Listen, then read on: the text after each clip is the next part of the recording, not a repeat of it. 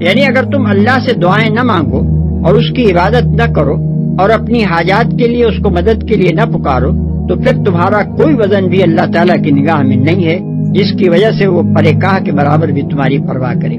محض مخلوق ہونے کی حیثیت سے تم میں اور پتھروں میں کوئی فرق نہیں۔ تم سے اللہ کی کوئی حاجت اٹکی ہوئی نہیں ہے کہ تم بندگی نہ کرو گے تو اس کا کوئی کام رکا رہ جائے گا۔